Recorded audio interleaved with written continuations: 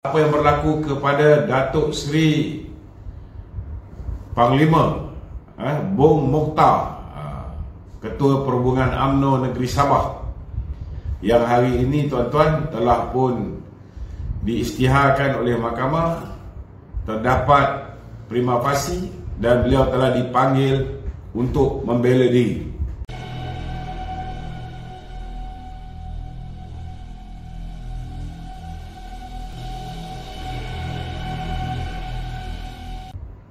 Untuk maklumat tuan-tuan, kita sudah menjangkakan apa yang berlaku ke atas Datuk Seri Najib.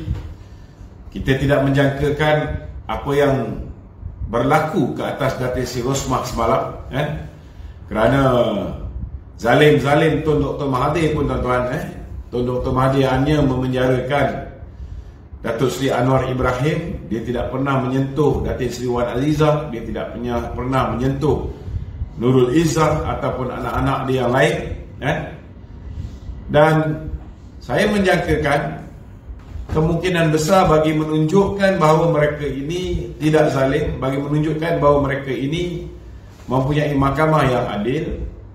Saya menjangkakan bahawa kemungkinan besar Datuk Seri Rosmah akan dibebaskan hari semalam. Tapi tanggapan saya meleset tuan-tuan, tanggapan saya meleset. Tak apalah, itu keputusan yang mereka ambil, kita tak boleh nak pertikai keputusan mahkamah. Nanti bertambah pula kes contempt of court. Cuma malam ni kita mungkin boleh membicarakan perkara-perkara yang berhubung kait dengan soal keadilan, dengan soal keadilan yang kita boleh bicarakan secara terbuka, tanpa perlu pun kita menyentuh kes-kes mahkamah yang sedang berjalan ataupun yang telah pun selesai.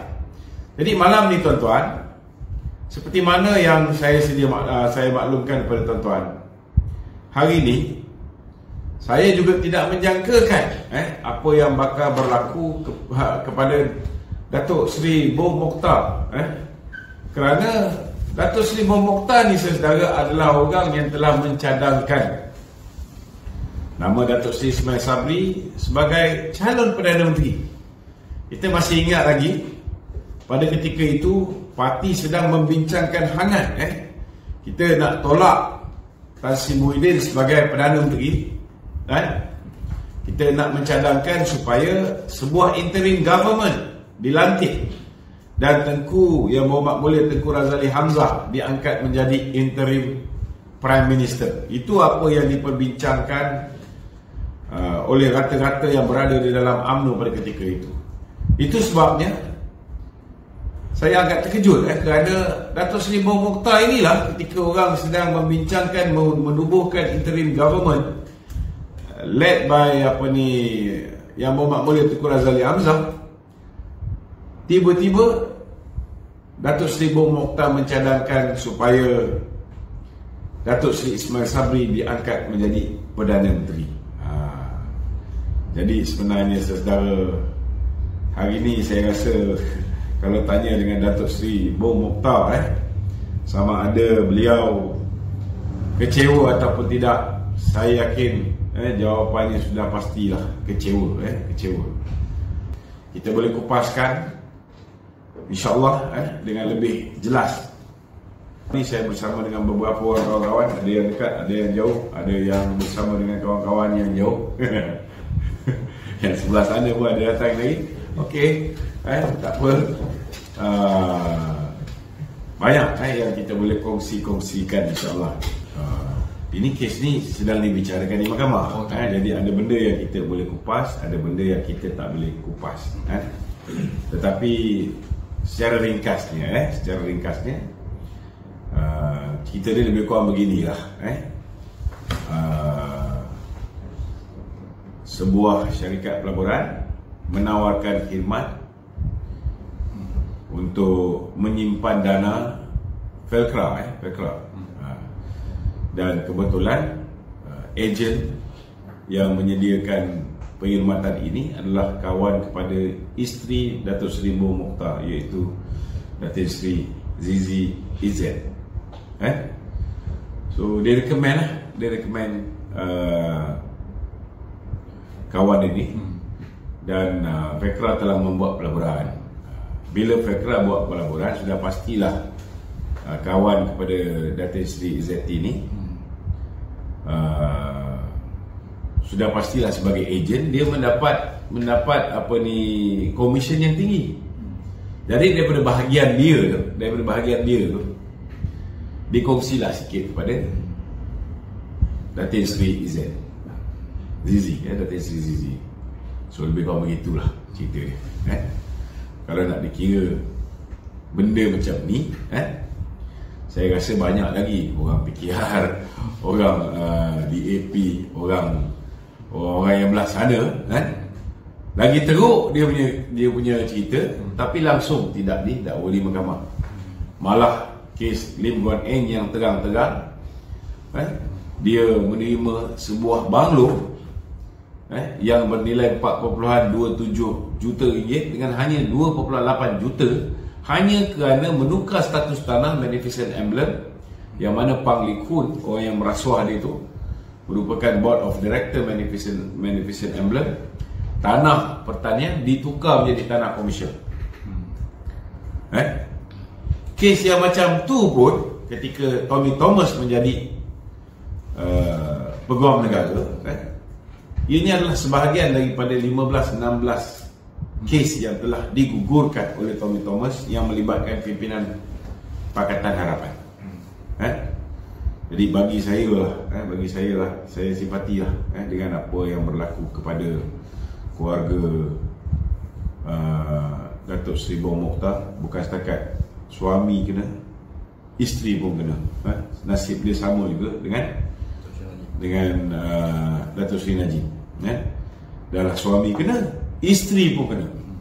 Yang paling menyedihkan saya tu, kalau misalnya ada money trail, seperti mana semalam kita tunjukkan company trail, kaitan khusus bagaimana Ikmal terlibat dengan MA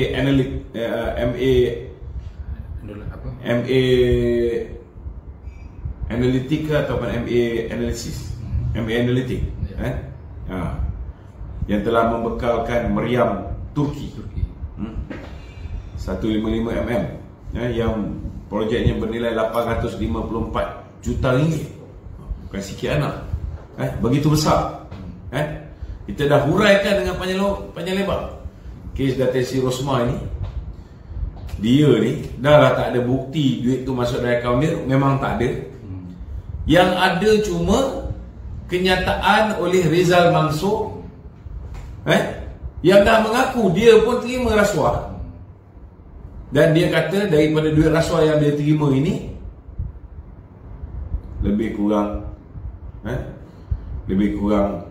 5 juta telah diberikan kepada Datin Seri Rosmah, dan lagi 1.5 juta juga diberikan kepada Datin Seri Rosmah. Maknanya ada hearsay. Ini hearsay je, kabar angin daripada mulut Rizal ini mengatakan bahawa dia terima duit tu, dia bagi pada Datin Seri Rosmah. Bukti tak ada. Yang ada hearsay. Tapi yang paling menyedihkan, Datin Seri Rosmah dikenakan sampai 970 juta denda dengan 10 tahun penjara. Baik tu letak 20 tahun penjara. 970 juta, macam mana nak bayar tu? Lainlah kalau anak Mahathir, dia billionaire, orang-orang boleh sumbang 1 bilion. Ini Datin Seri Rosmah nak dapat banyak macam tu macam mana? 970 juta.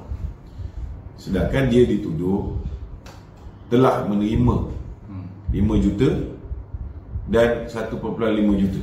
1.5 juta tu pula 1 juta pergi kepada rumah anak yatim yang terbakar dekat Keramat ni, Ustaz Zaid tu. 500,000 pergi ke bantuan banjir di Pulau Pinang. Itu pun tak ada bukti. Itu hearsay. Hearsay. Persoalan dia, macam manalah kalau biasanya 5 kali daripada jumlah. Ada orang tanya saya, macam mana boleh jadi sampai sampai 970 juta. Kerana kononnya ada agreement. Ada agreement. Kononnya ada agreement nak bagi pada Tan Sri Rosmah 187 juta. Jadi kalau ditanya mana datang 970 juta tu, kira dia macam ni, kira-kira dia 187 juta yang kononnya ada agreement nak bagi pada Tan Sri Rosmah. Kononnya ada agreement. Agreement tu pun tak ada. 187 juta kali dengan 5. Campur dengan tadi 6.5 juta kali dengan 5, 32 juta. Barulah dapat 970 juta. Itu cerita dia. Saya pun tak boleh nak komen sebab ni Mahkamah Malaysia. Kita tak boleh cakap Mahkamah tak adil. Mana ada Mahkamah Malaysia tak adil? Mahkamah Malaysia semua tip-top. Semua berjalan tersusun, adil sama. Tak ada apa yang salah. Kecuali kalau ada orang UMNO bebas, yang itu mungkin bahaya. Mungkin rasuah bermaharajalela. Tapi kalau orang UMNO masuk penjara, itu maknanya mahkamah adil. Lim Guan Eng bebas, itu keadilan. Itu sebab bila Teo Bee Yin mengatakan bahawa 22 bulan 22 bulan mereka berjaya membersihkan. Sebenarnya dia membersihkan rasuah. Memang betul. 22 bulan itu dia berjaya membebaskan kawan dan dia berjaya memenjarakan lawan. Itu ada kata-kata hikmat daripada seorang netizen. 22 bulan mereka memerintah, mereka berjaya memenjarakan lawan, mereka berjaya mendakwa lawan dan mereka berjaya membebaskan kawan. Inilah kejayaan paling besar Pakatan Harapan.